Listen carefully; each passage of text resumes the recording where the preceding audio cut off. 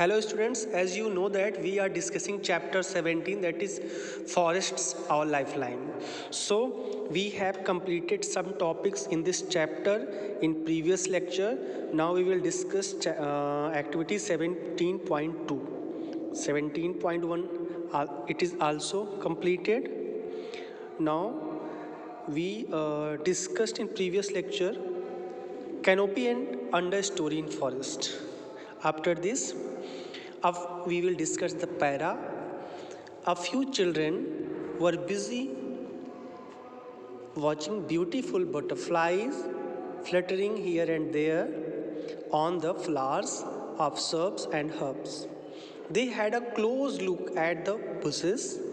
While doing that, their hair and clothes had seeds and thorns clinging to them. Means that student childrens were busy watching beautiful butterflies. बच्चे जो forest में visit करने गए थे वो butterflies को देख करके उनको वॉच करके ब्यूटीफुल बटरफ्लाइज थी वहाँ पे और जो कि फ्लटरिंग कर रही थी यहाँ वहाँ इधर उधर पेड़ों पे सबसे हब्स पे फ्लावर्स पे बैठ रही थी. They had close look at the bushes और वो बुशेस में थी. ठीक है. While doing that their hair and clothes, जब वो यहाँ से वहाँ बटरफ्लाई फ्लटर कर रही होती हैं तो उनके जो हेयर्स थे उनके hairs clothes had seeds and thorns clinging to them. ठीक है. ये सब एक बुशेस पे क्या थे, लगे हुए थे, मतलब उड़ते हुए फ्लाई करते हुए उस पर वो थोड़े थोड़े कह सकते हैं कि थोड़ा थोड़ा वो बुशेस पे चिपके हुए थे, एडहेर हुए थे. First this is the forest floor. ये देखिए ये फर्स्ट फ्लोर है. जब भी आप किसी भी फॉरेस्ट में जाइए तो फ्लोर कैसी दिखती है, थोड़ा सा ब्लैकिश दिखती है. उस पर बहुत सारी लीव्स गिरी हुई होती हैं, बहुत सारे थोड़े थोड़े हर्ब्स भी होते हैं. So let's start to discuss it. They came across numerous insects, spiders, squirrels, ants, and various other small animals on the bark of the tree, plant leaves, and on decaying leaves on the forest floor. They started making sketches of these creatures. The forest floor seemed dark colored and was covered with a layer of dead and decaying leaves, fruits, seeds, twigs, and small herbs. The decaying matter was moist and warm. They came across numerous insects. बहुत सारे insects, spiders, squirrels, ants, and various other small animals. bark of the trees, plants leaves. यहाँ पे वो बैठे हुए थे या वहाँ पे थे. And on decaying leaves on the first floor means बैठने का मतलब है कि स्पाइडर्स के, स्क्वेरल्स के, आंट के जो भी अदर एनिमल्स थे वो बाग्स पे या कह लीजिए कि फर्स्ट के फ्लोर पे डेड एंड डिकेइंग लीव्स पे प्रेजेंट थे. They started making sketches of this creature. जब भी कोई आप कभी फॉरेस्ट में जाइए, कोई भी क्रिएचर्स जब वो रेंगता है, क्रॉलिंग करता है तो वो उस पर एक स्केचेस टाइप का स्ट्रक्चर डेवलप हो जाता है. The forest floor seen dark coloured. Forest का फ्लोर कैसा दिखाई पड़ रहा उन लोगों को, डार्क कलर का दिखाई पड़ा. And was covered with layer of dead and decaying leaves, जिसमें बहुत सारे डेड और decaying leaves, fruits, seeds, twigs and small herbs पड़े हुए थे. The decaying matter was moist and warm. जो डिकेइंग मैटर था, जो सड़ी गले मैटर थे वो कैसे थे, मॉइस्ट और वार्म थे. Children picked up various seeds and leaves. बच्चों ने वहाँ की कुछ लीव्स को और वहाँ की कुछ सीड को कलेक्ट किया. Walking over the dead leaf layer on the forest floor was like walking over spongy carpet. जब भी वो वहाँ पे वॉक कर रहे थे तो क्योंकि वहाँ पे बहुत सारी लीव्स गिरी हुई थी और बहुत सारे और भी पार्ट थे, प्लांट के पार्ट, तो उनको एक स्पंजी कारपेट की तरह लग रहा था कि हम एक स्पंजी कारपेट पे चल रहे हैं. Is the decaying matter always warm. क्या जो डिकेइंग मैटर है वो हमेशा वार्म होता है. Professor Ahmad suggest that the children could perform an activity. Professor Ahmad ने इसको फाइंड आउट करने के लिए बच्चों को एक एक्टिविटी करने के लिए बोला. तो so let's read the activity 17.3. Dig a small pit, put vegetables, waste and leaves in it, cover them with soil, add some water. After 3 days, remove the upper layer of the soil. Does the pit feel warm inside? क्या करना है आपको, एक छोटा सा गड्ढा खोदना है और उसमें कुछ वेजिटेबल के वेस्ट और लीव्स को उस गड्ढे में डाल देना है और उसको सॉइल से कवर कर देना है। जब भी आप सॉइल से कवर कर दो तो उसके ऊपर थोड़ी सी आप और थोड़ा सा वाटर ऐड कर दो। कुछ 3 दिनों के बाद देखेंगे आप कि 3 दिनों के बाद जो है 3 days later, remove the upper layer of the soil. आपको ऊपर की लेयर को अपर रिमूव कर देना है, वहाँ से हटा देना है। Does the pit feel warm inside? क्या आपको अब वो पिट वार्म समझ में आ रही है, फील कर रहे हो? ये आपको फाइंड आउट करना है। पहली आस्ट, there are so many trees here, बहुत सारे पेड़ हैं। Also there are many forest, बहुत सारे जंगल भी हैं। What difference will it make it we cut some trees for a factory? क्या होगा अगर हम प्लांट को कट कर दें, ट्री को कट कर दें या ट्री, तो क्या होगा? What will happen? Professor Ahmad said, you have read about autotrophs, heterotrophs and saprotrophs. आपने ऑटोट्रॉप्स, हेट्रोट्रॉप और सेप्रोट्रॉप को तो पढ़ा होगा। Autotrophs, what is autotrophs?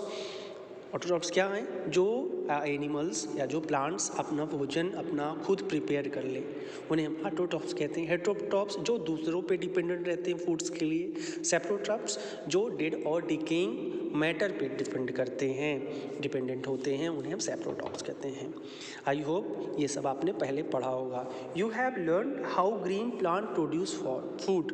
आपने ये भी पढ़ा होगा कि ग्रीन प्लांट कैसे फूड प्रोड्यूस करते हैं through the process of photosynthesis. All animals whether herbivores carnivores depend ultimately on plants for food. कोई भी एनिमल हो, चाहे वो हर्बीवोर्स हों चाहे वो कार्निवोर्स हों, they ultimately depend on plants for food. वो खाने के लिए हमेशा प्लांट पे ही डिपेंड होते हैं। Organism which feed on plants often get eaten by other organism and so on. Organism which feed on plant, वो ऑर्गेनिज्म जो प्लांट को फीड करते हैं उनको भी कोई दूसरा ऑर्गेनिज्म फीड करता है, वो भी किसी दूसरे के द्वारा खाए जाते हैं। एंड सो ऑन, ऐसे एक प्रोसेस चलती रहती है। जैसे एग्जांपल में grass is eaten by insect. Grass को कौन खाता है? इंसेक्ट खाता है। Which is turn it taken by the frog and insect is also eaten by frog. Frog is eaten by snake and snake is eaten by eagle. So this is the food chain. This is the food chain means ये एक food chain है और इसमें जो भी animals हैं जो भी वो एक दूसरे के द्वारा खाए जा रहे हैं, तो ये एक फूड चेन बोला जाता है। Food chain, many food chains can be found in the forest. Forest में बहुत सारे ऐसे फूड चेन होते हैं, मतलब मीन्स दैट कि बहुत सारे ऐसे ऑर्गेनिज्म होते हैं जो एक दूसरे से के द्वारा खाए जाते हैं। All food chains are linked, सभी फूड चेन एक दूसरे से लिंक्ड होती हैं। अब बात ये आती है, if any food chain is disturb it affects other food chains. अगर कोई भी फूड चेन डिस्टर्ब हो जाती है तो वो दूसरे फूड चेन को अफेक्ट करती है। Every part of the forest is dependent on the other parts. जितने भी पार्ट्स हैं फॉरेस्ट में वो डिपेंडेंट हैं दूसरे अदर पार्ट्स पे। मीन्स दैट कि एक एनिमल या एक प्लांट दूसरे के द्वारा खाया जाएगा, एक प्रोडक्ट दूसरे के द्वारा खाया जाएगा और दूसरा तीसरे के द्वारा। और जो सबसे टॉप मोस्ट होता है, जैसे यहाँ पे ईगल है, ये टॉप कंज्यूमर बोला जाएगा, top consumer. And here grass is your producer which produces food, which is ultimately source of food, producer. Okay, so every part of the forest is dependent on the other parts. If we remove one component say tree, all other component would be affected. अगर हम किसी एक को भी disturb कर देते हैं तो दूसरा अपने आप ही डिस्टर्ब हो जाएगा। मीन्स अगर ये इंसेक्ट, ये फ्रॉग को हम कट करके सीधे ग्रास को स्नेक से खिलाते हैं तो यह प्रोसेस पॉसिबल है? नहीं, ये प्रोसेस नहीं पॉसिबल है, इम्पॉसिबल प्रोसेस है। सो हमारी अगर ये फूड चेन ब्रेक हो गई तो अल्टीमेटली कहीं ना कहीं हमारी लाइफ भी नहीं रहेगी। And now this is the interrelationship of plant, soil and decomposers in forest. ये आपका अल्टीमेटली सोर्स है sunlight, carbon dioxide, photosynthesis, this is oxygen, and water, soil, decomposes and nutrients. Photosynthesis, What is photosynthesis? Means that in the presence of carbon dioxide, water and sunlight with the presence of chlorophyll present in plants, chlorophyll which provides green color, chlorophyll, CO2, just a minute, CO2 plus water plus sunlight, it makes, in the presence of chlorophyll it makes your food, that is C6H12O6 glucose, plus it provides oxygen which we used in respiration process. So students, you know that Professor Ahmed asked children to pick up leaves from the forest floor and observe them under hand lens. Professor Ahmad ने कहा कि आप leaves को collect कर लो, forest पे जो पड़ी हुई लीव्स हैं फॉरेस्ट फ्लोर पे उनको कलेक्ट करो and observe them under a hand lens, और उसको हैंड लेंस से ऑब्जर्व करो. They found tiny mushroom over the decaying leaves. So you will found tiny mushroom over the decaying, जो decaying leaves हैं उसके ऊपर एक टीनी छोटा छोटा स्ट्रक्चर मशरूम्स का आप पाएंगे. They also saw an army of tiny insect, millipedes, ants and beetles on them. ये भी आपको वहाँ पे दिखाई पड़ेंगे, उस लीव्स पे आपको इंसेक्ट्स कुछ दिखाई पड़ेंगे, कुछ मिलीपीड्स, एंट्स एंड बीटल्स, ये भी आपको लीव्स पे दिखाई पड़ेंगे. They were wondering how this organism live there. लोग बहुत आश्चर्यचकित हो गए, भाई ये भी इस लीव्स पे कैसे पड़े रहते हैं. Professor Ahmed explain that apart from these animals which are easily seen there are several organism and micro organism that live in the soil. इसके अलावा भी बहुत से ऐसे ऑर्गेनिज्म हैं जो सॉइल में पाए जाते हैं और आप उनको आसानी से देख सकते हैं. Paheli wonder that mushroom and other micro organism eat. Paheli wondered हो गई कि भाई मशरूम और अदर ऑर्गेनिज्म भी ईट होते हैं, खाए जाते हैं. Professor Ahmad replied they feed upon, खाते हैं, मीन्स दैट दे खाते हैं. Paheli wonder that what mushroom and other micro organism eat. ये जो मशरूम हैं या जो अदर माइक्रो ऑर्गेनिज्म है, क्या ये भी भोजन करते हैं, क्या ये भी खाते हैं. Professor Ahmad replied that they feed upon dead plant and animal tissue. वो किस पे डिपेंड होते हैं, डेड प्लांट्स पे, डेड एनिमल्स पे, and convert them into a dark coloured substance called humus.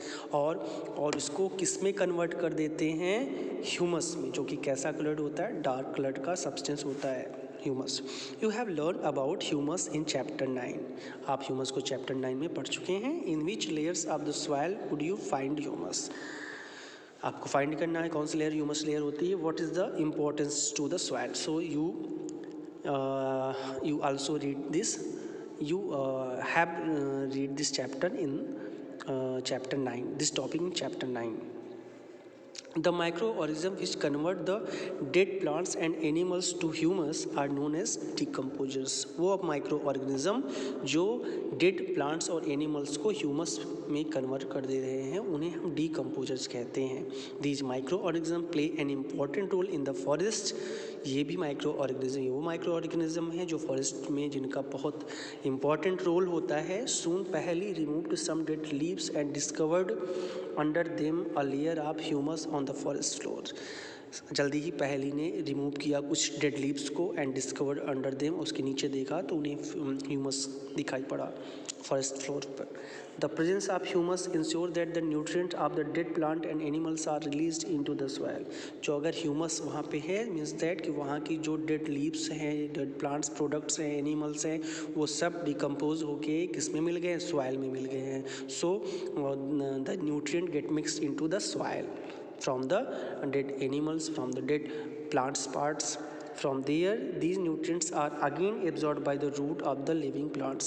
Again ये जो nutrients soil में मिल गए हैं ये फिर plants के द्वारा uptake कर लिए जाते हैं. What happens if the animal dies in the forest. क्या होगा जब animals forest में मर जाते होंगे तो. शीला ने पूछा. Tebu replied the dead animals become food for vulture, crows.